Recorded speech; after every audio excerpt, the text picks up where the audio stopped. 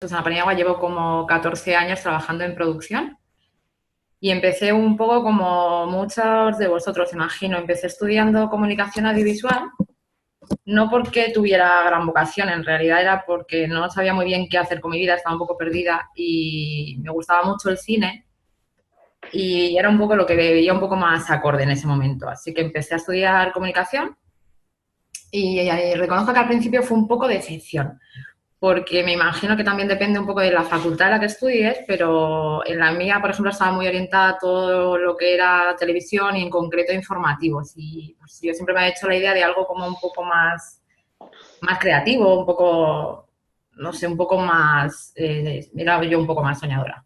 Entonces, bueno, ahí fui como lidiando con, intentando buscar un poco la motivación con las asignaturas que me gustaban un poco más todo lo que estaba relacionado con cine y como hacíamos muchos trabajos en grupos, porque íbamos cambiando de roles, desde el principio empecé a tirar con las tareas de producción, cosa que era perfecto porque son las tareas que nunca quiere hacer nadie, así que no había ningún problema dentro de los equipos.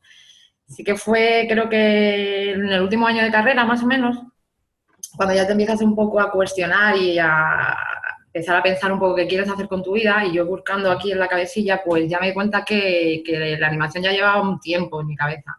Había estado leyendo, buscando cosas, veía muchas pelis, y entonces me puse a buscar escuelas para seguir formándome y especializándome en este sector.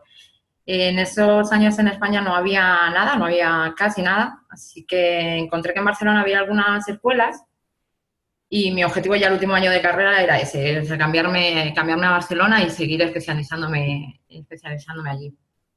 Llegué, lo que digo, acabé la carrera. Una cosa que me hace ahora gracia recordar es que el último año de carrera teníamos una asignatura que se llama Oratoria y Argumentación. Y pues consistía en eso, te tenías que hablar en público, elegir un tema y hablar delante de tus compañeros y de tu profesor. Para aprobar la asignatura teníamos que hacer una exposición de unos 45 minutos más o menos con una especie de jurado que era el que te evaluaba y te ponía nota. Y me acuerdo que el tema que elegí para el último trabajo fue la animación. Es muy guay que al final de la clase y eso, pues los compañeros se acercaron en plan, no sabía nada y les interesó un montón y es como que me hizo mucha ilusión que algo que para mí era un sueño le pudiera interesar a la gente. Así que esa fue como mi primera basadilla. Acabé la carrera y me fui a Barcelona y allí empecé a hacer cursos pequeñitos, eran monográficos o cursos pues de un mes, 3 meses, iban cambiando en los que se hablaba y te explicaban un poco las distintas técnicas que había en animación 2D. No había nada de producción en ese momento. Bueno, me imagino que si alguno de vosotros ahora se dedica a buscar, tampoco hay mucho, pero en ese momento no había nada de nada. Así que yo empecé estudiando técnicas de animación tradicional. Y en uno de esos cursos descubrí el stop motion y me enamoré profundamente del stop motion y me matriculé después en un máster. Empecé en un máster de stop motion. Entonces intentaba compaginar un poco la vida que llevaba allí, que era bastante ajetreada. Estaba trabajando por una parte para poder sobrevivir, estaba colaborando con una productora de imagen real y en paralelo estaba haciendo el máster en stop motion. Pero recuerdo que me encantaba, porque después de la locura que era el día a día, o sea, tú llegabas allí y teníamos como unos sets individuales, cada uno, y hacíamos un poco todo. Nos preparábamos el diseño, modelábamos los personajes, los animábamos, poníamos una iluminación básica, era como el momento de parón y de relajarte y de disfrutar con las 3 o 4 poses que ponías. O sea, era increíble. Fue en ese momento justo cuando estaba terminando, estaba en el segundo curso en el segundo año de máster, que me llamaron, de hecho no pude terminarlo, me llamaron para incorporarme en Red Entertainment, que era una productora que estaba, bueno, es una productora que está en Galicia, me llamaron para incorporarme en el equipo de Don Quijote, que era un largometraje íntegramente en 3D. Así que me fui para allá como asistente de producción, sin tener nada de experiencia, sin tener nada de conocimiento, pero con muchísimas ganas y muchísimo entusiasmo por aprender. Cosa que a día de hoy sigo valorando un montón cuando ves la energía de la gente cuando empieza así, me sigue encantando. O sea, es como te transportas a esos años y es en plan como darle una oportunidad a esa persona que tiene tantísimas ganas. Y llegué allí, como os digo, sin nada, pero con muchísimas ganas de aprender. Un equipo genial. Éramos, para ser la primera incursión, me pareció alucinante. Éramos como casi, llegamos a ser como 110 personas en el equipo y en meterte de primeras en un proyecto tan grande fue muy, muy importante para mí. Recuerdo también que a nivel formativo y eso, la forma en la que estaba estructurada el departamento de producción era muy interesante. O sea, sí que reconozco que yo a día de hoy los intento constituir de otra forma, en la que cada persona se dedica de una parte del proceso, pero nosotros en Brena al principio lo que hacíamos es que dividíamos las tareas entre todo en el departamento de producción, pero trabajábamos con todos los departamentos.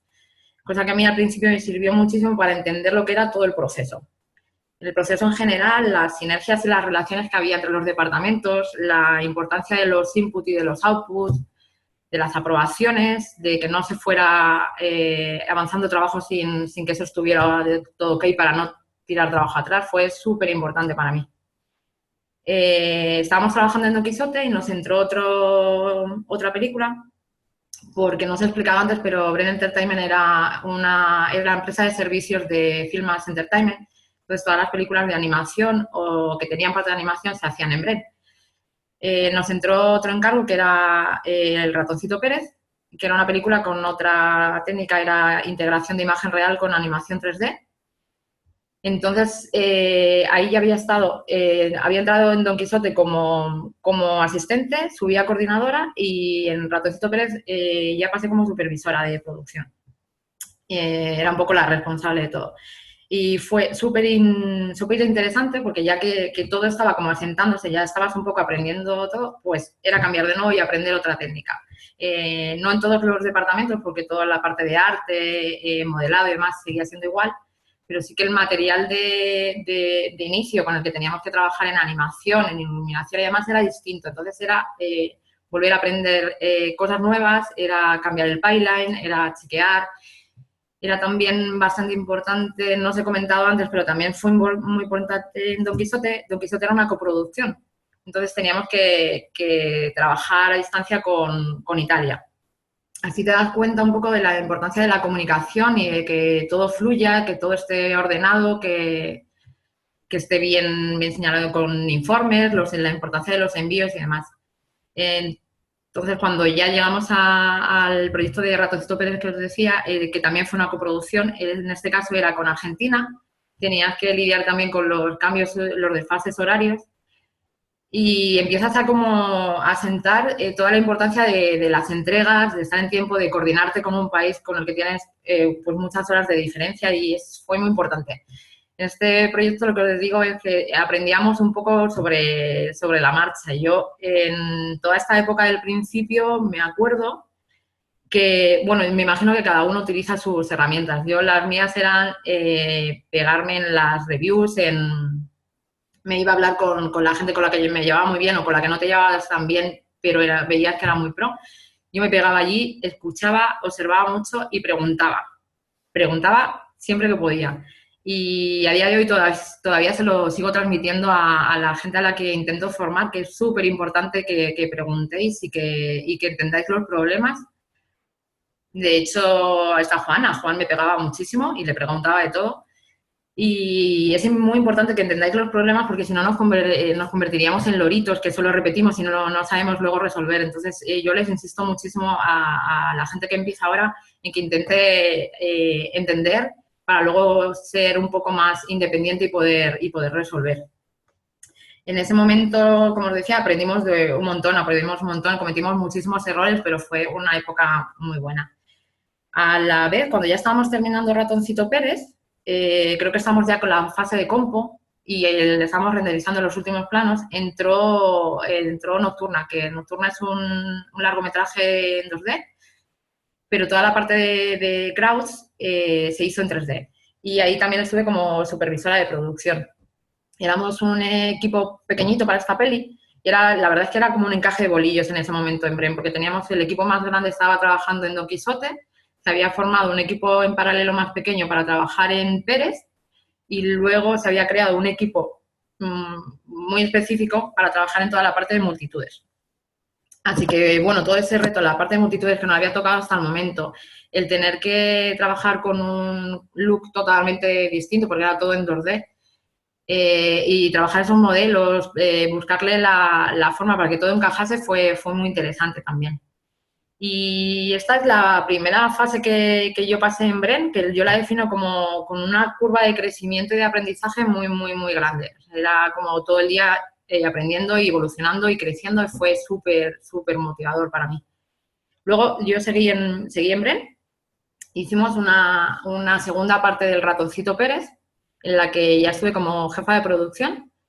Y yo esta película la entiendo un poco más como de asentamiento de todos los conocimientos. Habíamos estado trabajando después de la primera parte del Ratoncito Pérez, habíamos estado trabajando con todo el equipo en un post-mortem para valorar todas las cosas que habíamos hecho bien y lo que había salido mal, para poder aprender y aplicarlo en el siguiente proyecto, y lo hicimos y se mejoró muchísimo. Se mejoró muchísimo en el trabajo, en el día a día, se mejoró también en la comunicación con la otra empresa, que seguían siendo, los coproductores seguían siendo los mismos, y fue muy, muy interesante ver cómo todo lo que habías aprendido a lo largo de ese proyecto se mejoraba y se iba asimilando. Luego hicimos una tercera película de integración también, que se llama Copito de Nieve, que en esta, yo si soy sincera, ya creo que el pipeline estaba tan integrado dentro de la productora que, aunque sí que hubo problemas, porque problemas imprevistos siempre hay, fue una película como mucho más cómoda de resolver. Nos tuvimos que enfrentar a determinados retos técnicos, porque los personajes tenían pelo, toda la simulación de los pelos, el cómo reaccionaban a la luz, y eso fue como el gran reto del largometraje, pero a nivel producción eso estábamos como muy rodados. Y ahí yo ya, después de esta película, yo ya sentí que estaba como muy acomodada, como incluso bastante estancada. Y empiezas un poco a buscar qué puedes hacer, cómo puedes mejorar, para dónde tiras y no, si sigues en la animación o no. Y fue entonces cuando me fui a Candor Graphics, que es una productora que estaba en Granada, a trabajar en Jaskin y los Caballeros del Valor. Era una película en 3D, pero en este caso era estereoscópica. Y me hacía muchísima ilusión volver a trabajar en un largometraje íntegramente en 3D. Así que me fui para allá como coordinadora de producción. ¿Qué podéis pensar? ¿Y bajaste? Sí, bajé. Y a día de hoy yo tengo que decir que a mí no me importa bajar en mi categoría profesional siempre que el proyecto me aporte algo. De hecho, creo que lo seguiré haciendo siempre que vea una motivación. En este largometraje, como os decía, empecé a trabajar como coordinadora de producción en la parte de postproducción. Y esto también varía mucho dependiendo de la productora en la que trabajes. En Candor, por ejemplo, englobaba, yo me encargaba de llevar los departamentos de fixing, final layout, iluminación, render, compo, estereoscopía y algunas áreas de edición. O sea, es una borrada. O sea, yo no recuerdo ni siquiera la cantidad de horas que echaba allí. Era muchísimo, pero éramos un equipo de producción muy pequeño y nos íbamos pues un poco como repartiendo. Sí que es cierto que cuando acabó la fase del principio, toda la fase de arte, de modelado y demás, nos fuimos como reubicando, y la parte del final no la terminé yo. Compo y edición ya, y render al final de todo, y también me desligué un poco. Fue un proyecto que yo recuerdo con muchísimo cariño, porque el equipo con el que trabajé era increíble y trabajaban a un 200%. O sea, se volcaban tanto en el proyecto, se daban tanto de sí, que a mí me hizo, en cierto modo, recuperar un poco la ilusión y las ganas de trabajar de nuevo en el mundillo y de sentirte parte de él. Así que fue muy, muy, muy, muy interesante. Es también, pues lo que os decía, lo del pico. O sea, yo cuando llegué a esta peli entré y estaban preparando un tráiler para entregar en Cannes, que teníamos como deadline un mes. Yo cuando vi la carga de trabajo que había dije, es imposible, no se puede hacer, pero lo entregamos.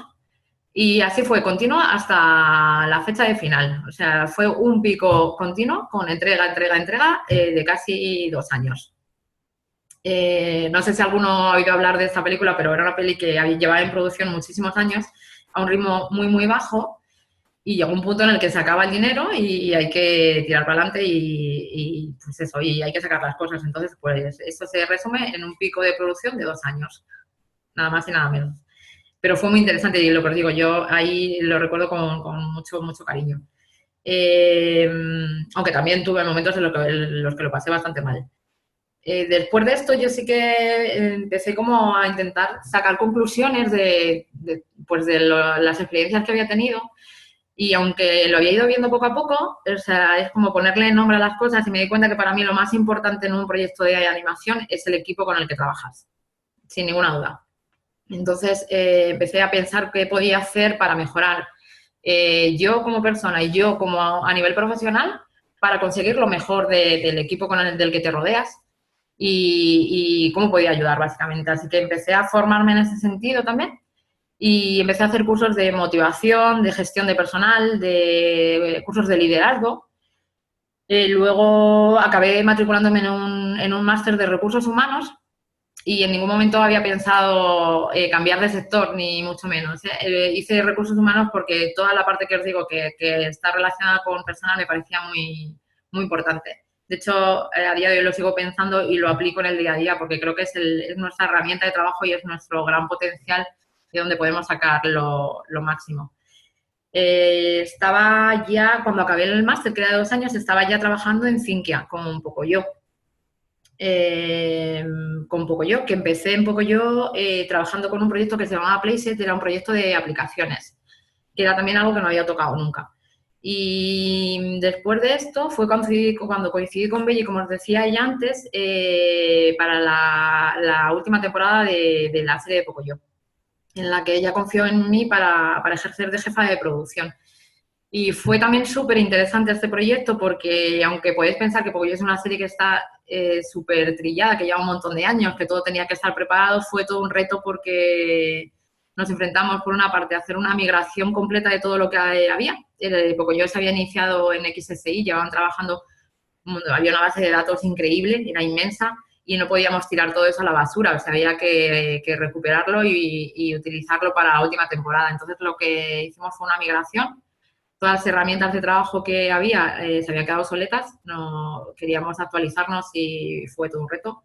Se desarrolló un software, un gestor nuevo para todos los assets y demás a nivel interno y empezamos a trabajar con Sotcan. Se creó un equipo nuevo de trabajo, se cambió el pipeline y se incluyeron departamentos que hasta el momento no habían estado en el proceso, como el departamento de layout, como el departamento también de efectos o incluso fixing, que antes se trataban de otra forma, los metimos en el pipeline y estuvo genial porque el equipo era increíble, era un equipo muy, muy bueno. Un equipo que no era muy grande, pero se llegó a conseguir tal unidad y tal compañerismo que fue una experiencia muy, muy bonita. Y al acabar esta serie, pues me volvió a pasar un poco lo mismo, que estaba un poco estancada o yo veía que me iba a estancar de nuevo o que iba a volver a hacer cosas que no me iban a aportar mucho. Entonces me puse a buscar otras oportunidades y conocí a la gente de Future Lighthouse, que Future Lighthouse es un estudio de realidad virtual y me encantó. O sea, la primera impresión que tuve cuando fui a conocerles fue increíble. O sea, me enseñaron lo que estaban haciendo en mi primera experiencia, porque hasta el momento habían sido como muy sencillas. Mi primera experiencia a la hora de colocarme las gafas y verme dentro de un universo virtual fue alucinante. Salí de allí diciendo la frase, yo quiero hacer esto, como sea, quiero hacer esto. Así que nada, me llamaron al poco tiempo para ofrecerme otra vez un puesto de coordinadora de producción. Me acuerdo que estaba de vacaciones, llevaba 2 días en Cádiz y dije, no pasa nada, me vuelvo. Y empecé a trabajar con ellos. Luego, si tengo que ser sincera, la experiencia no fue tan grata para mí porque a nivel personal creo que la realidad virtual todavía está muy en desarrollo. Entonces, a mí, ejerciendo la tarea de producción, era algo que me desquiciaba mucho porque ya no era un planning que no se pudiera cumplir o algo así. Es que eran problemas que no había por dónde atajarlos y muchos de ellos no se habían encontrado soluciones hasta el momento. Entonces, eso a mí me frustraba mucho. Así que yo de momento la realidad virtual, hasta que se desarrolle un poquito más, yo de momento prefiero dejarla así un poquito apartada. Pero también estuvo muy bien y trabajé con un equipo increíble. Luego, después de esto, estuve colaborando con Cartoon Network en un proyecto que no tenía nada que ver con animación. Era un proyecto era una serie infantil también, un proyecto con marionetas y lo tomé un poco para tener una experiencia nueva, para tener algo nuevo en el backup. Y me interesaba trabajar con una gran compañía, en televisión, estuve aprendiendo cosas de programación y también estuvo bien como experiencia. Pero sí que echaba de menos la animación y la adrenalina, así que me ofrecieron la oportunidad de incorporarme al equipo de People Moving Pixels, que es donde estoy ahora, y me vine para acá. Es un estudio que está en Tenerife, llevo trabajando aquí 3 meses y medio como line producer y, y nada, estamos produciendo la cuarta y quinta temporada de una serie que se llama Talking Tom and Friends. Es una serie que se distribuye por YouTube y tiene muchísimo, muchísimo éxito desde hace muchos años, pero es todo un reto hacerlo aquí porque el estudio se está constituyendo. O sea, yo cuando llegué había otra persona en el departamento de producción que lo dejó, pero o sea, cuando os digo que se está constituyendo, os digo que ya a ver cómo están poniendo las mesas. O sea, estamos empezando desde 000. Es un proyecto que, independientemente de que sea una serie infantil, además es muy complejo a nivel de producción, a nivel de gestionar toda la producción, porque cuento un poco cómo está concebido y os cuento un poco mi experiencia. O sea, ahora mismo estamos trabajando con un equipo in-house que somos como unas 40 personas y trabajamos con los departamentos de arte, de 3D Assets. En 3D Assets hacemos in-house, hacemos el modelado y el shading. Trabajamos con el departamento de storyboard, el layout y luego tenemos un departamento pequeño de animación. Luego, en paralelo, trabajamos con un equipo remoto de riggers y estamos trabajando también con freelance que hacen cosas específicas de modelado y rig. Y luego, también en paralelo, estamos externalizando animación y layout a 3 estudios que están en la India y Tailandia. Y estamos empezando ahora con la iluminación a externalizar también, porque la iluminación, el render y la compo se va a hacer en Croacia. Entonces, todo eso a nivel gestión de producción, gestión de archivos, documentación, comunicación, todo eso es un reto muy, muy grande. Como os digo, estamos empezando y estamos poniendo todo un poco en marcha, intentando poner todo claro y resolver muchos problemas que hay en el día a día, pero bajo mi punto de vista es muy interesante a nivel producción y es muy motivador enfrentarte a toda esa batalla. Luego hay una cosa también que me parece distinta. Yo nunca había trabajado así. No sé si alguno de vosotros ha tenido la experiencia, pero me parece interesante y también un poco complicada. Estamos trabajando con un equipo de 4 directores en paralelo. Están in-house todos. Son 4 directores y uno de ellos, aparte de dirigir sus propios episodios, se encarga de supervisar la dirección de los otros para crear un poco la unidad y la coherencia. Así que, bueno, es todo un reto. Luego, otra cosa también por comentar, que la empresa matriz de este estudio es una empresa que está en Eslovenia. Entonces, toda la aprobación creativa o la aprobación final, podemos decir, depende de Eslovenia y son todas aprobaciones online. Entonces, en toda nuestra planificación, aparte de todas las aprobaciones internas, tenemos una fase de aprobaciones externas. Es cierto que muchos de los cargos que están trabajando ahora, por ejemplo, el supervisor de directores ha trabajado durante muchos años con este equipo que os digo de Eslovenia. Entonces, hay una sinergia y una coordinación muy grande. Entonces, esta fase tampoco es que sea muy, muy compleja o muy tediosa. O sea, es como, prácticamente podría decir que parece que están en casa. Pero bueno, es una fase más con la que tienes que contar, es un añadido más. Y nada, en cuanto a las tareas que yo estoy realizando ahora, pues son bastante versátiles. Hago un poco de todo. Estoy haciendo, bueno, hago tareas de presupuesto, de planificación, estoy en todo el tema de negociación de contratos con empresas externas, estoy con la búsqueda del personal, buscando empresas para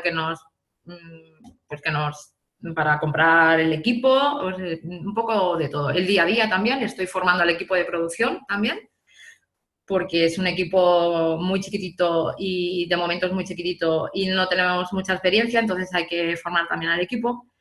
Y tenemos un hándicap a la hora de traer gente al estudio, que nos está retrasando más. De hecho, todavía no tenemos cerrados todos los departamentos. Nos está costando mucho traer a Tenerife a los perfiles que estamos buscando. Entonces, bueno, pues es otro hándicap que tienes en el día a día, porque es como que vas retrasando un poco más pues la producción. Y hasta el momento esa es un poco mi experiencia.